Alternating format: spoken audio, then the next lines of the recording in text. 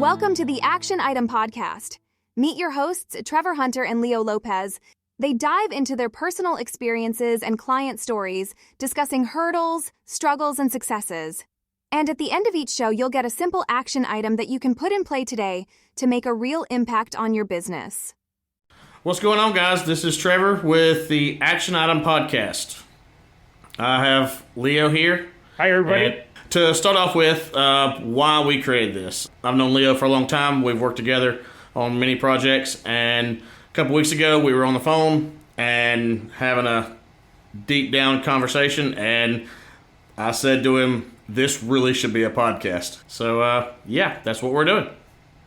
Hey, listen, I got to say thank you again so much for this opportunity. I mean, this is really Trevor's brainchild, and so, but as co-host, as Trevor said, we've been working together for quite some time, and we work with a variety of different clients, different business types, and the one thing that we found in common in our conversations is we kind of do our rants, gripes about challenges in business and how we get around them, how we solve for each other, and we really bounce ideas off of each other. And as Trevor said, we finally said, you know what, this would actually make a good topic for people. So, to me, I'm really excited about being a part of this. At the end of the day, Trevor and I are very passionate about anything that we can do to help businesses and help entrepreneurs and the visionaries that are creating small business America. So I'm excited to be here. Same for me. I'll cut in for a second. We have a website. It's theactionitempodcast.com. There's a Q&A section or a question section. If you have a question for us, go to that website and we'll cover those questions on not the next podcast, but the one after that. Anyways, what do you got for us, Leo? Yeah, sure. So, I think we could start. This is our inaugural episode, so it's really kind of just an opportunity to talk a little bit about ourselves and what we do. And I think we could very lightly touch on a few things, but mostly just to talk about, our experience in entrepreneurship or corporate and how our career lives have progressed. And so I think, I can really start us off by, Trevor, like, who are you? What do you do? And I think that's a good starting point. Okay. I started a marketing company by happenstance kind of 24 years ago, 2002. No, 22 years ago. And I say by happenstance because I was essentially forced into it. But that's a longer story for another day. Ever since we started with building websites and grown into more these days in the higher level consultation, growth type topics. Had a conversation with a client earlier today about he runs heavy equipment. He wanted to create a hat brand. And I had to be honest with him. I was like, you don't have the social media following to pull that off. So, not to, rain on your parade, but probably not something that you should allocate your money to. So, they come to me for stuff like that. Should I buy this piece of equipment? Should I do this? And, and I ask the right questions, or what I think is the right questions of whether or not they should do those things, We don't need friends who, attaboy type shit every time they turn around. If you have a stupid idea, you need friends that will tell you, no, that's a stupid idea. And that's what, you and I are, me and my business partner have that relationship, and I try to give that to our clients. I've told clients and even business leaders that I've worked for that if I ever start telling you everything you want to hear, it's time to fire me. So I agree with you. You mentioned something interesting. Tell us a little bit more about your entrepreneurial journey. Like it sounds to me like you mentioned how you were forced into this entrepreneurial journey. Tell us a little bit more about that. I was going to say that for another day, but I'll make it brief because it's a bit of a longer story. But we had a product way back when that I kind of engineered and had no money whatsoever. Paid a company out of Ohio $6,000 to build a website, and this was in 2001-ish, 2000, and they vanished. Took our $6,000, and we never saw a website. We never heard from them again, and I didn't have any more money. to pay to another company to do it, so I had to learn to build a website. And the product was a stupid product. It was a good product, but it was a stupid marketing concept. And that flopped hugely. But I learned to build a website. I found out that I was actually building websites for friends and family and so forth. And that was a pretty decent revenue stream. And basically, as clients would call and go, can you do t-shirts or can you do hats? I would be like, yes, I can. And I would buy a piece of machinery, put it in a building, and I would start doing that thing for them. And fast forward 20 years later, we have everything that we have now under a bunch of roofs, and it is what it is. Kind of a different path than you, because you kind of came out into the industry that you intentionally went into the industry that you went into, correct? Yeah, so I did go into it, but this isn't kind of like, I think so let me just introduce myself briefly. So I'm Leo Lopez. I'm co-founder and CEO of a company called Cultastic, and I provide consulting technology, AI, and outsourced services to startups and small to medium-sized businesses. And that's really the exclusive client demographic that we work with. And so, nobody goes to high school and says, I want to be a contact center director, or I want to be a VP of call center. Like, I mean, I think it was the furthest thing from my mind. But I actually really didn't start my entrepreneurial journey until later in life, much later in life. I mean, when we think of entrepreneurship, we think of, young folks, early 20s, even some teens that are starting their own company, starting their own businesses. We have the 30 under 30 Forbes, 40 under 40. So, and I think I started my entrepreneurial journey way out of those. But I, right out of high school, I got my first job, and it was at an answering service. And so, being the call center fossil that I am, we're talking about the days of, black and green terminals and paging doctors on pagers.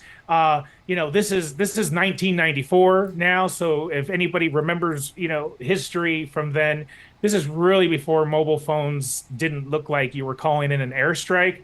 And so, this is all pagers and cross-connecting people. And that was my first job. And so, taking messages from patients, answering on behalf of the office.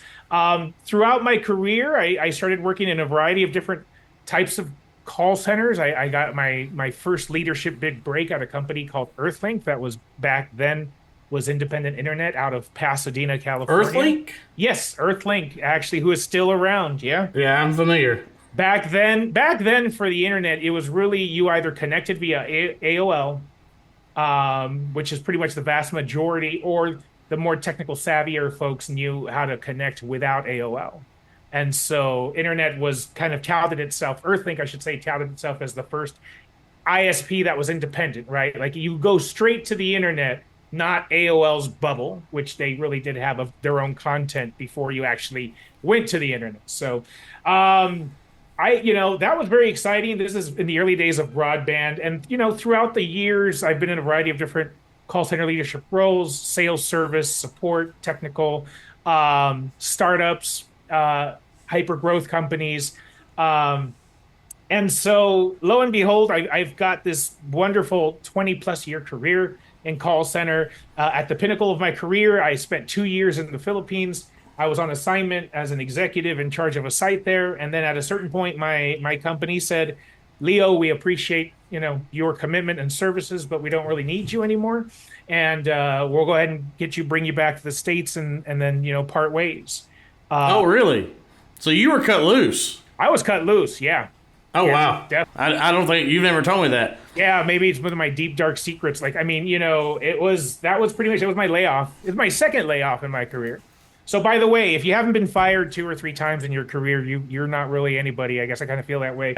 Long story short, here I am over 40, and I did the one thing that I tell people I think anybody should do when they start looking at an entrepreneurial journey or considering one is, first and foremost, I moved away from the mentality of looking for a job and said, I am going to look for revenue.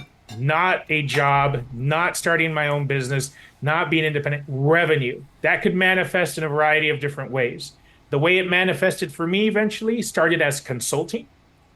And then a couple years into my consulting, I met my co-founders, helping them with their call center. And, born out of necessity and what we saw in the BPO industry back then, maybe about 5 years ago, we decided to start our own company that was basically built for startups and small businesses.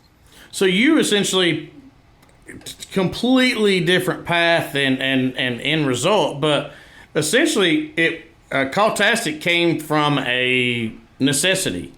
Yes. The founders from I don't know if you want to mention who they are, but they needed call center solutions. You were the call center guy, so it was. Can I make the assumption that they figured out that it was cheaper to create a new company that would potentially be profitable and successful than to hire it out to somebody else? Is that kind of the path there?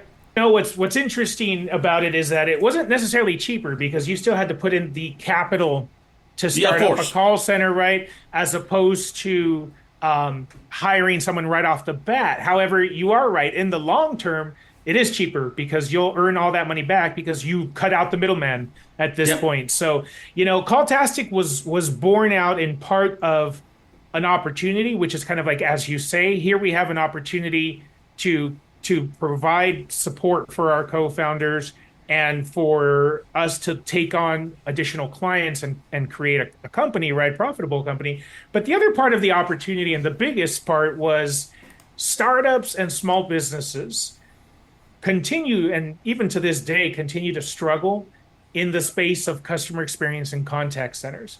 A lot of the outsourcers out there that provide services, if you're small scale, they don't even want to talk to you. And so oftentimes we see people doing any combination of DIY or consulting and either outsourcing or building their own call center, which is extremely expensive to do out of the US. And so yeah, I was born out of necessity and born out of opportunity. And that's really, and so you're right.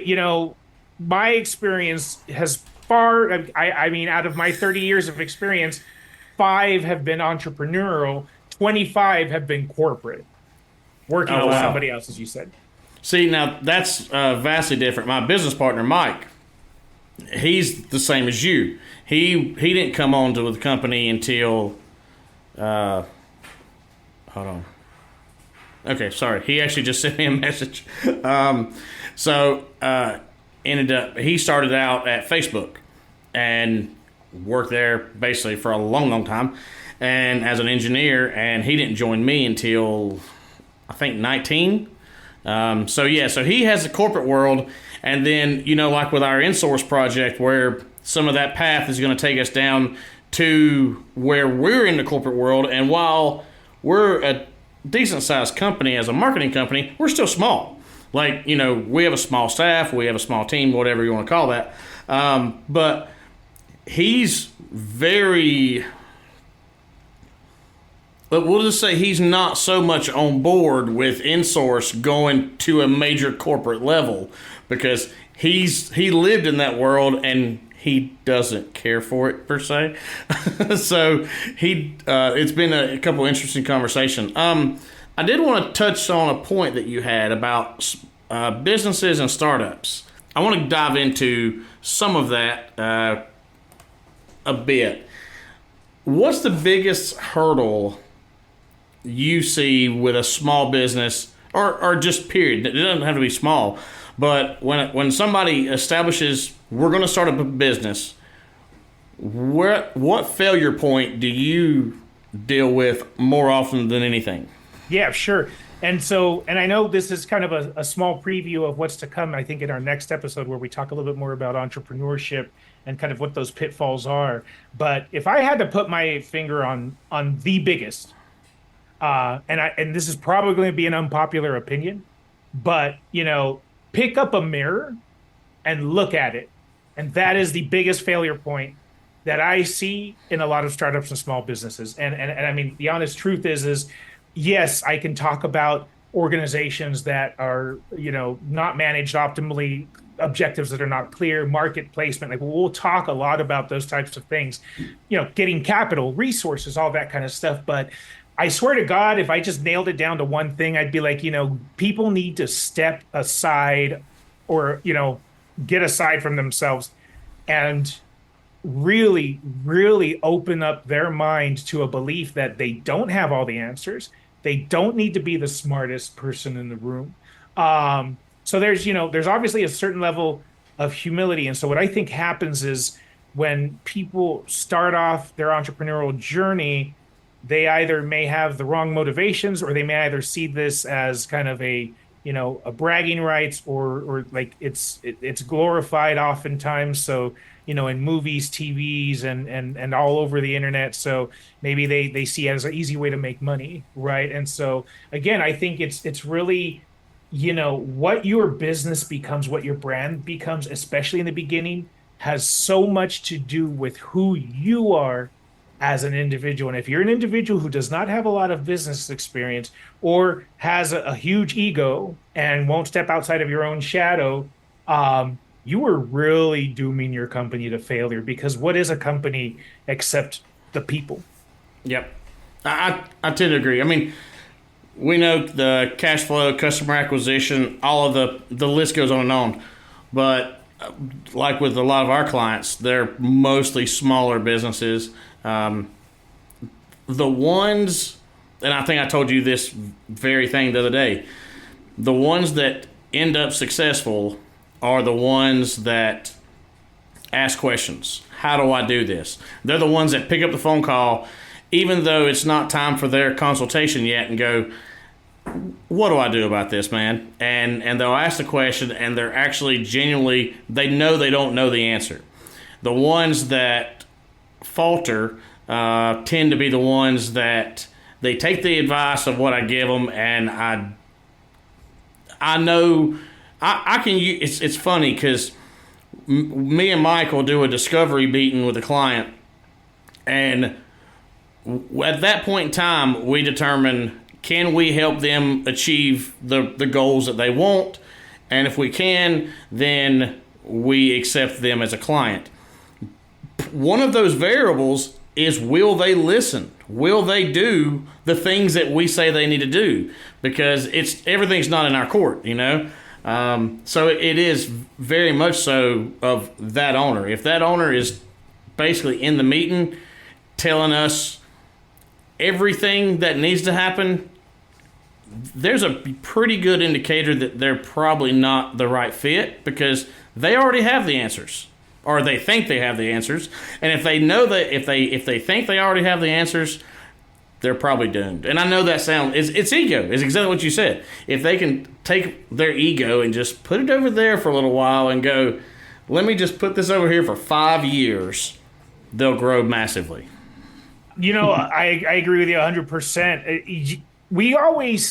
This shows up on LinkedIn and on social feeds all the time, right? And it's the quote of Steve Jobs or whoever said it, that, we don't hire people and tell them what to do.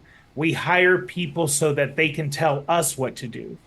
And I'm like, and 9 times out of 10, unfortunately, I see folks, again, doing I'm going to tell you what to do, particularly in areas where they might not have the expertise. So I'm going to hire these experts, or I'm going to bring in my CFO, and I'm going to have my executive team, or even it could be a business partner.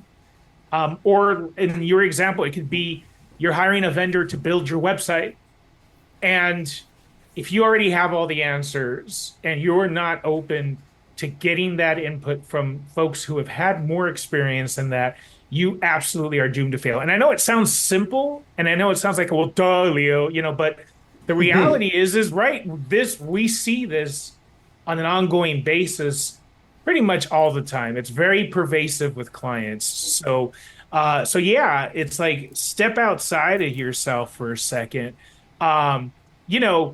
Be open to criticism, be open to feedback, and I think there is an art to learning at what point you can take the leap of faith and trust. And I think that's kind of the hardest part too, is one thing is to hire these leaders to support you, but then do you trust in them that they have the best interests of the business at heart? And that's a whole other. Yeah, I mean that's a hard one too, because I mean all you have to do is scroll LinkedIn for 20 minutes and you know that there's 98% of people that are, there's no way to say it, they're absolutely full of shit. Like it's funny, I thought you said there was going to be no cussing and I was partially disappointed. So no. I said no. Are you going to edit this out now? No. I mean, we're doing a 20+ minute podcast. You think I can not cuss for 20 minutes? No. You've talked to me before. I'm going to try to limit my F-bombs minimal, but fair enough. But no. So I mean, I had a client just the other day, and this is a great example of what happens and where they ask questions, but they ask the wrong question in the wrong way. And if a lot of people in our position are doers and revenue centric, and they're just going to do what's on the agenda. Like, they're not going to necessarily fight back, so to speak. Like, I know that's not what most customers or clients think they want. They don't want a marketing guy that's going to fight them on a decision. But I absolutely will if I don't think it's the best thing for them. And the perfect example is somebody reached out to a client of mine, and I don't know this for a fact, but I'm just making the assumption here, and said, hey, your website is not ranking for these 5 keywords. And so I get an email, and it's like, hey, Trevor, our website's not ranking for these 5 keywords. Can we make that happen? And I look at the keywords, and they're literally keywords that I did actually consider at one point, but they have absolutely no search volume whatsoever. So you have no desire. There's no point in ranking for those keywords because no one is using those keywords. But instead of saying, hey, and again, I gave them the correct answer, and I explained to them that there's no search volume. If you want to rank for them, then I will, but I informed them of why that probably wasn't the best course of action when they're already ranking for the top search terms that they should be ranking for. But somebody was trying to sell them some shit, so they had to find the gap, and the gap was, you're not ranking for these 5. So I guess the moral of that story is ask questions rather than just say, given, I don't know how to even word that. I think as we're talking through this, it's assumptions, it's ego, it's you can't take certain things at face value, so there's got to be some amount of skepticism, but become more informed. Look, I tell clients all the time, the best decision you can make is an informed decision. Yeah. And that's really it. And so I want to hit on a point that's really interesting because, we've been talking about what's one of the biggest failure points that we see in businesses or with entrepreneurs. And, as I mentioned, I really think it's stepping outside of yourself. But I will admit that I am also guilty of some of that. And so don't get me wrong in saying that, well, this is why businesses failed. I mean, even the most successful people will have a tendency to have this occur, and you just have to have enough self-awareness to catch yourself. But this happens to me too, where, and I will be the first to attest that, Trevor, there are times that I just, Trevor built our website and did a lot of our digital design, if not most of it. And I just want to, strangle this guy and say, just do what the fuck I want you to do, man. It's like, variety. So I think, Trevor, you're the epitome of, you're definitely not the yes man.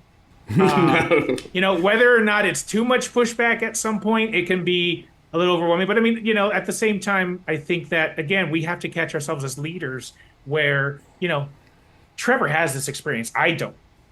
I couldn't build a website to save my own life. Obviously, if not, I would have done it myself, right? So, I mean, anything beyond the, what's it called?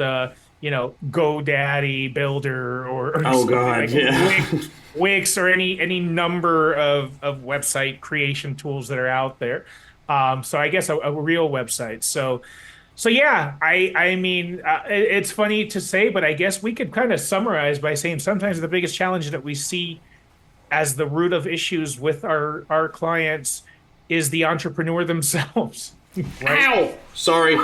Easy there, buddy. I just got attacked by a kitten. Ah, I will cut that out. I'm sorry. you should not. Hey, go ahead. Liz, will you get the kitten? Seriously? What's the action item for this one? Well, one thing that I can suggest, and whether you are a solopreneur or whether you have a team that you manage or you're working with vendors, because inevitably you are in whatever capacity. Yeah, of course. One exercise, and I got to give credit to Liz Wiseman, who wrote a book called Multipliers.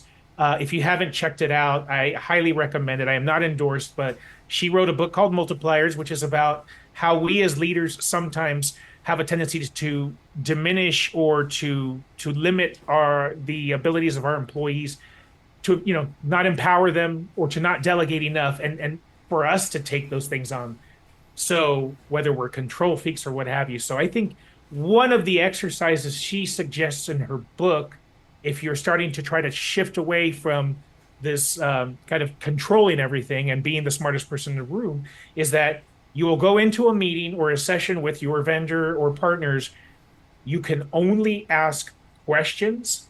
You cannot dictate. You can only ask questions. So if I'm with my business partner and he says, so what are we going to do about this? The only thing I can do is ask questions. How do you think we should approach this? What are the options?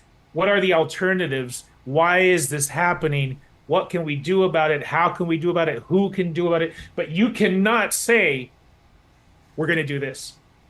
Okay, so I like that. So as of the Monday the 15th, sometime between Monday the 15th, that hopefully people see this, and Wednesday, an engagement they have with a vendor, partner, engage it with nothing but questions as the action item.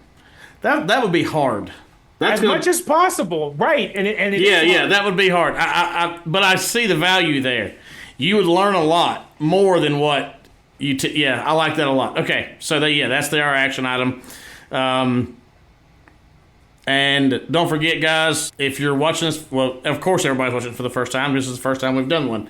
So the actionitempodcast.com. Go to the bottom if you have a question for us. This is Trevor. Leo. This is Leo. Thanks, everybody, for listening.